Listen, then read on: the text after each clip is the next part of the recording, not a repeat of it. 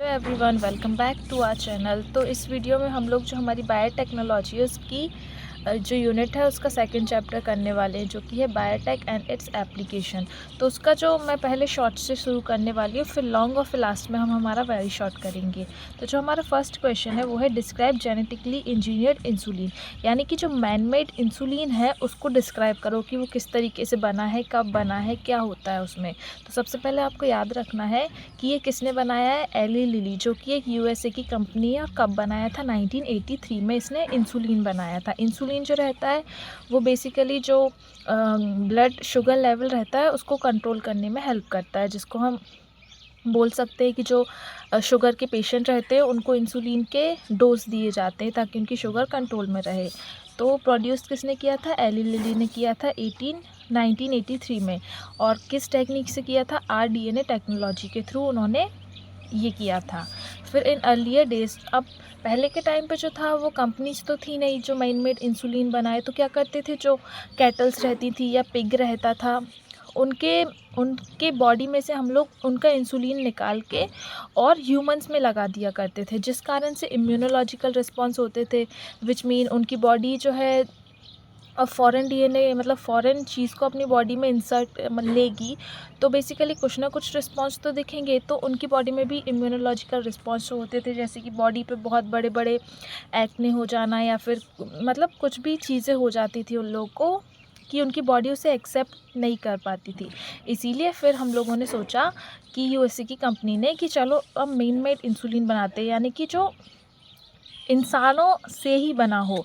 अब जो main hurdle या फिर जो टास्क था उन लोगों के बीच कि इंसुलिन में जो था 3 पार्ट थे, ए पार्ट, बी पार्ट और सी पार्ट। अब जो सी पार्ट था ना वो मैच्योर इंसुलिन में नहीं पाया जाता, और ये जो सी पार्ट है वो वेस्ट रहता है बिल्कुल भी, यानी कि इसका कोई यूज़ नहीं रहता था। जो मेन पार्ट थे वो था ए पार्ट और बी पार्ट। तो अब जो मेन टास्क था इंजीनियरिंग जो करने वालों, यानी कि जो डॉक्टर्स या फिर साइंटिस्ट के पास, वो ये था कि कैसे सी पेप्टाइड को अलग करके एक मैच्योर इंसुलिन बनाए। तो उन्होंने क्या किया, फिर बायोटेक का यूज़ किया। हमने पढ़ा है कि रेस्ट्रिक्शन एंजाइम से कट लग जाता है यहाँ पे मॉलिक्यूलर सीजर्स की तरह। तो उन्होंने ये एक इमेच्योर इंसुलिन था, यानी कि ये मैच्योर नहीं था पूरी तरीके से। अब इसका ए पेप्टाइड और बी पेप्टाइड, यानी कि इन दोनों को काट के ए पेप्टाइड बी पेप्टाइड को और फिर लाइगेज के थ्रू इन दोनों को जोड़ दिया। ए को ये रेड वाले से शो हो रहा है और बी को। अब इन दोनों को जोड़ने के बाद उन्होंने हम जो हमारे पास मिल गया वो था हमारा फंक्शनल प्रोटीन, जिसको हम ह्यूमुलिन बोलते हैं। अब ये मिल गया, ये समझ लीजिए एक सैंपल मिल गया। अब वो क्या करेंगे, इस इंसुलिन जीन को मैच्योर वाले को होस्ट सेल में डाल देंगे। अब होस्ट सेल में क्या करेगा, वो खुद को डिवाइड करेगा। डिवाइड करने के बाद वो मल्टीपल कॉपीज़ बना लेगा। इंसुलिन की मल्टीपल कॉपीज़ बनाने के बाद हम उसे मार्केट में सेल कर देंगे। तो ये होता है हमारा इंसुलिन, कि किस तरीके से हमने इंसुलिन बनाया। अब इसमें से जो क्वेश्चन बनते हैं कि बताओ जो वेस्ट पार्ट कौन सा रहता है इमेच्योर इंसुलिन में, वो था सी पार्ट। अब सबसे बड़ा जो हर्डल था, यानी कि सबसे बड़ी मुसीबत साइंटिस्ट के सामने थी कि कैसे एक मैच्योर फॉर्म में कन्वर्ट करें इमेच्योर इंसुलिन को, वो थी रिमूवल ऑफ सी पेप्टाइड। क्योंकि जब हम मतलब पुरानी ट्रेडिशनल मेथड से करते थे, जैसे कि कैटल या फिर पिग का इंसुलिन हमारी बॉडी में इंजेक्ट कर देते थे, तो हमारे पास सी पेप्टाइड भी आता था जो कि कोई यूज़ का नहीं था। तो यही था हमारा जेनेटिकली इंजीनियर इंसुलिन। अब जो सेकंड आता है वो है हमारा कि what are the application of biotech in agriculture, कि जो बायोटेक मतलब बायोटेक्नोलॉजी की हमने एग्रीकल्चर में किस तरीके से एप्लीकेशन की है। तो फर्स्ट ऑफ ऑल इसमें आपको याद रखना है ग्रीन रेवोल्यूशन। ग्रीन रेवोल्यूशन जो किया था उसके फादर हम एम.एस. स्वामीनाथन को मानते हैं। अब ग्रीन रेवोल्यूशन जो थे उसमें जो हमारे इंडिया का प्रोडक्शन, क्रॉप प्रोडक्शन था, वो 3 टाइम्स बढ़ गया था। यानी कि मतलब पहले समझ लो 100 क्विंटल्स होता था चावल, तो अब वो 300 क्विंटल्स होने लगा। इस तरीके से 3 टाइम बढ़ गया था हमारा प्रोडक्शन।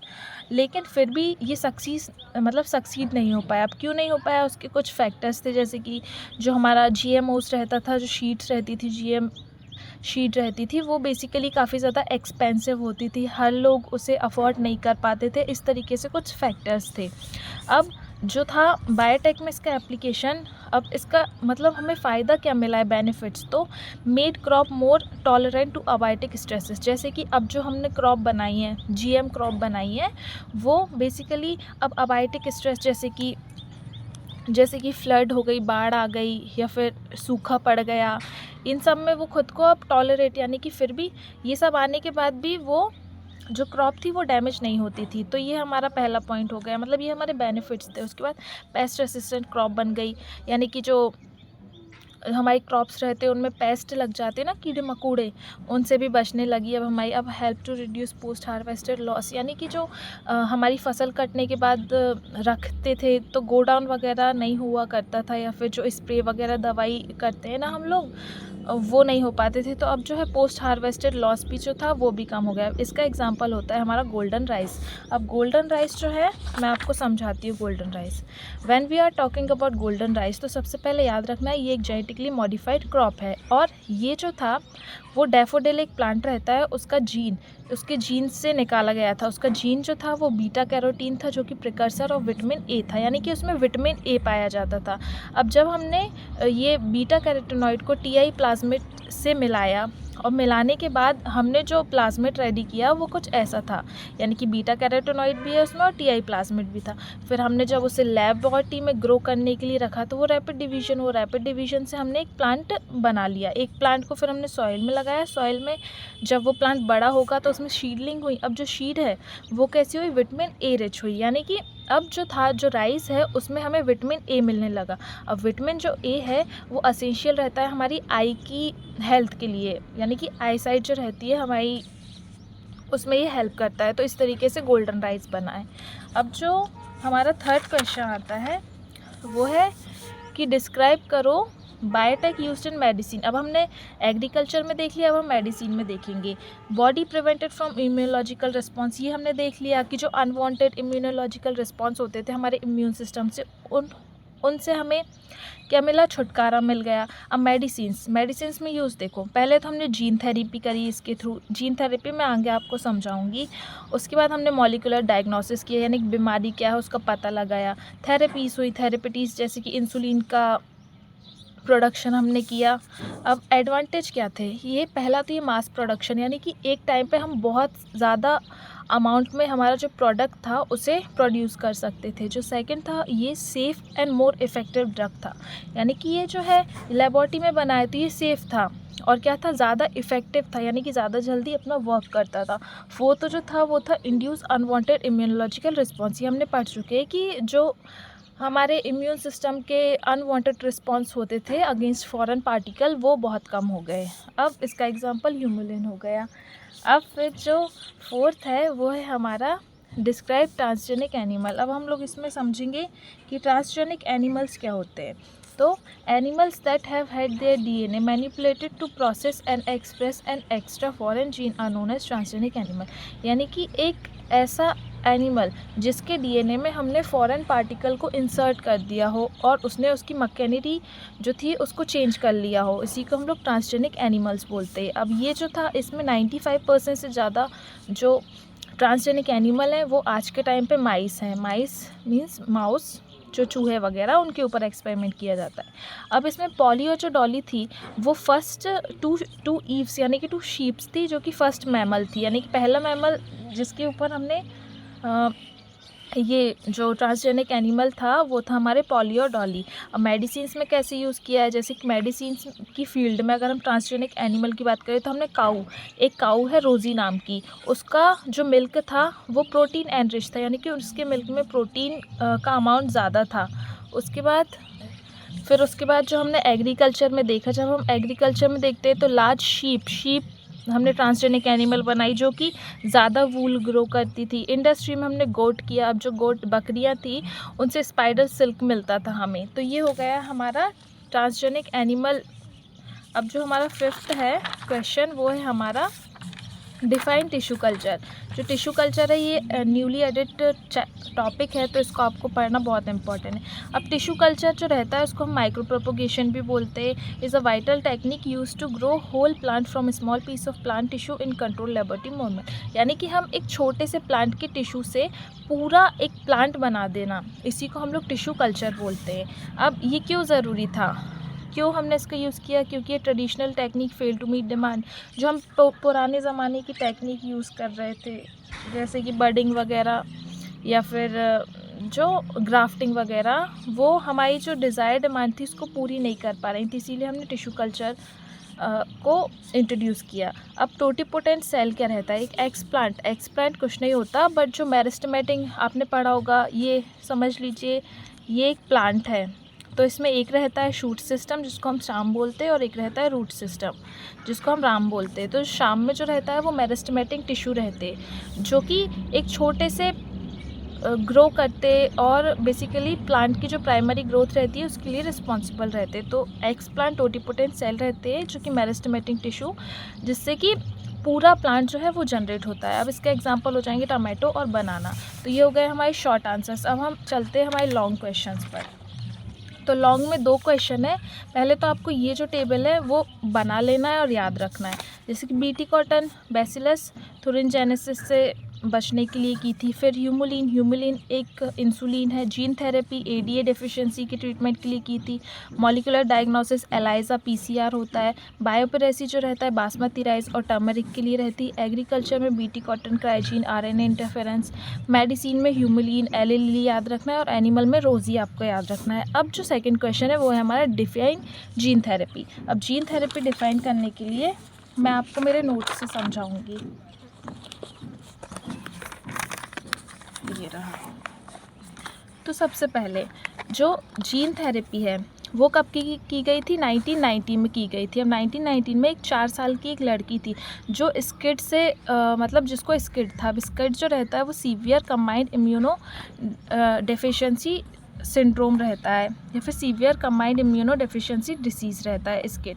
अब जो स्किड पेशेंट रहता है उसमें क्या रहता है, जो एंजाइम रहता है एडीए एडेनोसाइन डाइअमाइनेज, वो उसका प्रोडक्शन बहुत कम होता है।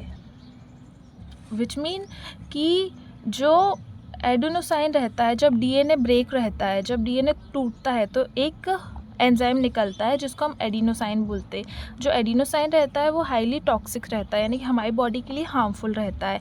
जो कि अब हार्मफुल किस कंटेस्ट में रहता है कि ये जो है डैमेज करता है लिम्फोसाइट को। लिम्फोसाइट आपको पता है ना, लिम्फ वगैरह, उसको ये डैमेज करता है। तो जो एक एंजाइम रहता है जो इस एडिनोसाइन को कंट्रोल करता है, वो स्किड वाले पेशेंट में बनता नहीं है, जिस कारण से उसके लिम्फोसाइट बहुत ज़्यादा डैमेज होने लगते हैं। अब इसका ट्रीटमेंट क्या रहता है? जब हम ट्रीटमेंट की बात करते हैं तो इसका जो ट्रीटमेंट रहता है या तो वो एंजाइम रिप्लेसमेंट करते रहो, बार बार एंजाइम रिप्लेसमेंट करवाओ, बोन मैरो ट्रांसप्लांटेशन करवाओ, या फिर जीन थेरेपी दो। लेकिन ये सब क्या रहते हैं? परमानेंट क्योर नहीं रहते। अगर हमें परमानेंट क्योर चाहिए तो जो जीन थेरेपी करो एम्ब्रियोनिक स्टेज पे, यानी कि जो जिस चाइल्ड में ये जो स्किड की प्रॉब्लम रहती है उसके एम्ब्रियोनिक स्टेज में ही हमें पता करो और फिर तभी उसे जीन थेरेपी दो। लेकिन ये पॉसिबल नहीं हो पाता है। तो ये हमारा हो गया जीन थेरेपी। अब एडीए फॉर्मेशन बाय आरटीडी समझ लीजिए, ये एक समझ कंटेनर है और उसमें हमने ये हमारे जीन डाल दिए।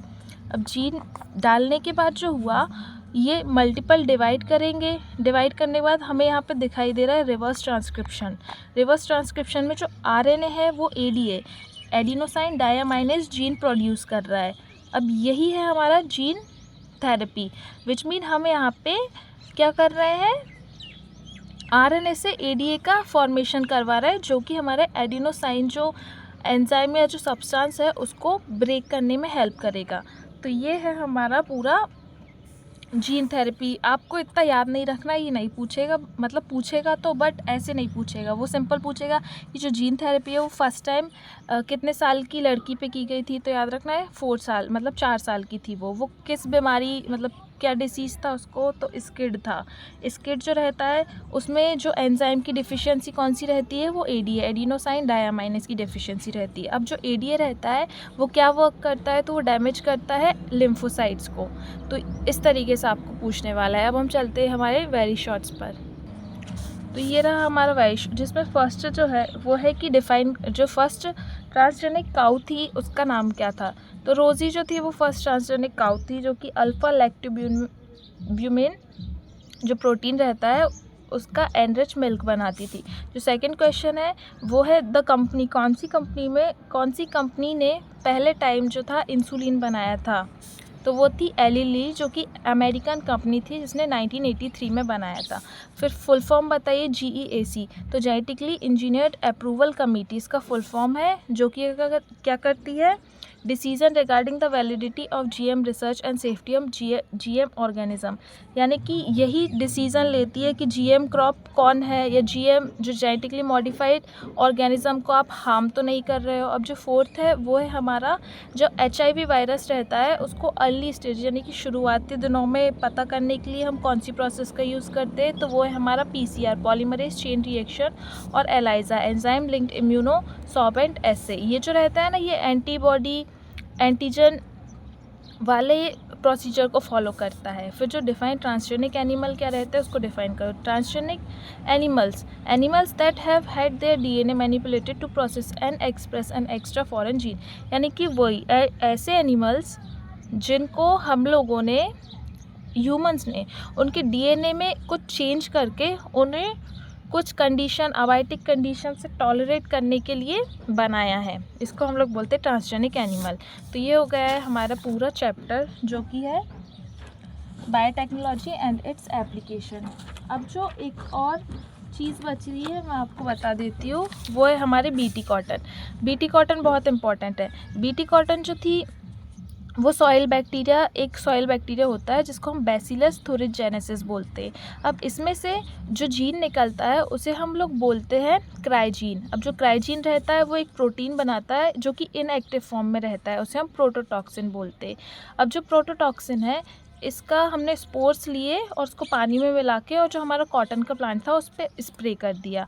अब कॉटन प्लांट पे स्प्रे कर दिया, बटरफ्लाई या कैटरपिलर्स आई, उसने खाई लीव्स खाई, तो क्या हुआ, अब इसके जो बटरफ्लाई है उसके मिडगट में जो है वो एल्कलाइन पीएच यानी कि बेसिक पीएच पाया जाता है। जब ये प्रोटोटॉक्सिन इसके मिडगट में जाएगा तो क्या करेगा, इनएक्टिव फॉर्म से एक्टिव फॉर्म में कन्वर्ट हो जाएगा, जिसका रिजल्ट क्या होगा, जो बटरफ्लाई या कैटरपिलर जो रहेगा ना उसका जो गट रहेगा वो परफोरेट हो जाएगा, यानी कि उसमें छेद हो जाएंगे। तो जो बटरफ्लाई है या कैटरपिलर उसकी डेड हो जाएगी, मतलब वो मर जाएगी कुछ टाइम बाद। तो यही होता है हमारा बीटी कॉटन।